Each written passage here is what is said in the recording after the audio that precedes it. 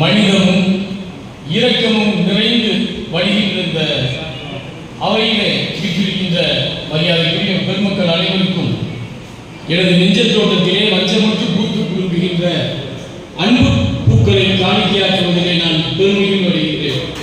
இந்த நிகழ்விலே கலந்து கொண்டு சிறப்பித்துக் கொண்டிருக்கின்ற மரியாதைக்குரிய பெருமக்கள் அவருடைய பொற்பாதங்களை வழங்கி என்பதிலே நான் அகமகிழ்வு அடைகின்றேன். உண்மையிலே ஆசிரியர் செல்வம் பேசினார், ஒரு வாழை சோற்றுக்கு ஒரு சோறு பதம் என்று சொல்வதைப் போல என்னுடைய மகன் ரெண்டு பேர் பொண்ணு இவங்க பூரா ஒரு பொறியாளர் ஆக்கி காட்டிய பெருமை மரியாதைக்குரிய ஆசிரியர் செல்வம் அவர்களுக்கு சேரும். இன்னைக்கு பையன் பெரிய வெளிநாட்டில் பல லட்சங்களை சம்பாதிச்சுட்டு இருக்காங்கன்னா அந்த அடிப்படை விதையை விதைத்த பெருமை மரியாதைக்குரிய ஆசிரியர் பெருமகனார் செல்வம் அவர்கள். உண்மையிலே நான் நன்றியோட அவங்களெல்லாம் அந்த ஆசிரியர் பெருமக்களெல்லாம் நினைச்சு பார்க்கிறேன். மரியாதைக்குரிய காஞ்சனா அம்மா அவர்கள் கொரோனா காலகட்டத்திலே அவர்கள் செய்த பணிகள் என்பது அதற்குரிய பணி.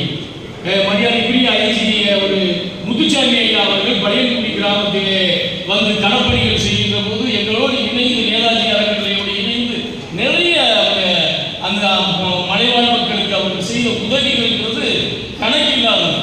அதை போல மரியாதைக்குரிய நம்முடைய மருத்துவர் பூர்ணிமா அவர்கள்.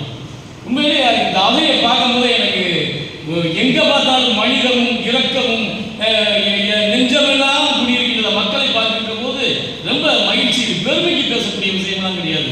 இன்னைக்கு அடுத்தவர்களுக்கு ஓடோடி உதவக்கூடிய மனிதர்கள் இல்லாத ஒரு சமுதாயமாக மாறிக்கொண்டிருக்கின்ற காலகட்டத்திலே இந்தியன் ரெட் கிராஸ் இந்த வங்கியின் மூலமாக அளப்பரிய சேவைகளை நம்முடைய தேனி மாவட்டம் முழுவதும் செஞ்சுட்டு இருக்காங்க. மரியாதைக்குரிய சகோதரர் நம்முடைய சூரியனுடைய தலைமையில் எங்க பார்த்தாலும் அவங்க தேனி எடுத்துக்கின்ற தேனியில் அனைத்து கிராமங்களுக்கும் அது மாதிரி முதியோர் இல்லங்களும் ஓடோடி சென்று அவர்களுக்கு என்னென்ன தேவைகள் என்பதை அவருடைய தேவை அறிந்து செய்யக்கூடிய மகத்தான மனிதர் மரியாதைக்குரிய சூரியன் ஐயா அவர்கள்.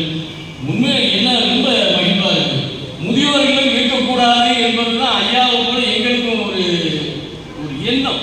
ஆனால் அதை மாற்றக்கூடிய ஒரு சூழ்நிலையை நம்முடைய குடும்ப அமைப்புகள் இன்னைக்கு ஒரு இல்லாத ஒரு சூழ்நிலை. ஒரு பார்த்தீங்கன்னா எங்க இல்லத்தில் 94 வயசுல ஒரு அம்மா இருக்காங்க.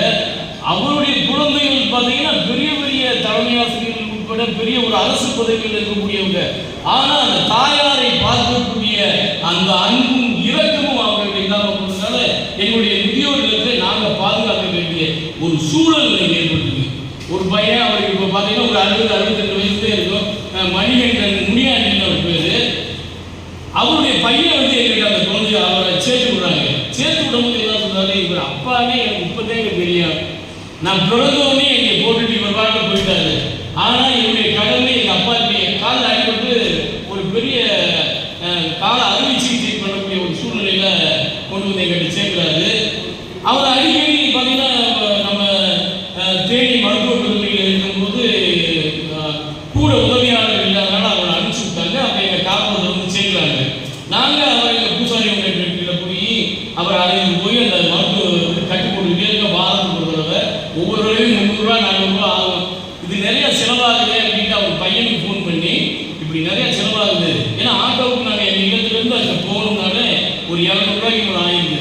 கட்டு போடுறதுக்கு ஒரு 400 ரூபா. இப்படி ஒவ்வொரு வாரத்துக்கும் 600 ரூபா ஆகுது. நீ வந்து ஏதாச்சும் உதவி பண்ணு, உங்கள் அப்பாவை கூட்டு போய் அங்கே கொண்டு போய் எப்படின்னு சொன்னால் அந்த வாரம் எங்கள் அப்பாட்ட ஃபோனை கொடுங்க அப்படின்னு அந்த பையன் நடந்த நிகழ்வு. உடனே அவங்க அப்பாட்ட எப்பா நீ இப்படியே நீ தொந்தரவு பண்ணிக்கிறீங்கன்னு வச்சுக்க, நான் என் 2 வீலரில் கொண்டு வந்து அப்படியே ஏற்றி கொண்டு சுடுகாட்டில் போய் விட்டுருவேன், நீ அங்கேயே குழப்பம் நடத்தி கேட்க. இப்படிதான் சொந்த தாய் தந்தையை கூட பராமரிக்க முடியாத மனித இனங்களாக இரக்கமற்றவர்களாக இந்த சமுதாயம் இன்றைக்கு மாறிக்கொண்டிருக்கின்ற ஒரு சூழல்ல தான் இந்த முதியோர் இல்லங்கள்லாம் நாங்கள் நடத்த வேண்டிய ஒரு காலகட்டம். இறைவனுடைய திருவருளாலும் உங்களை போன்ற நல்லவருடைய பேரர்களாலும் ஒரு 25 ஆண்டுகளை கடந்து நாங்கள் பயணிக்கிறோம்.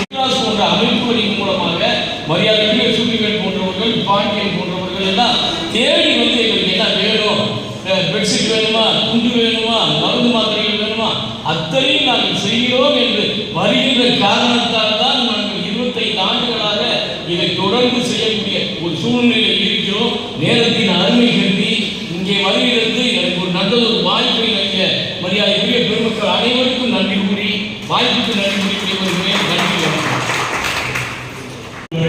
எல்லாருமே வந்திருக்கோம் சரிங்களா, அந்த மாதிரி வாங்கி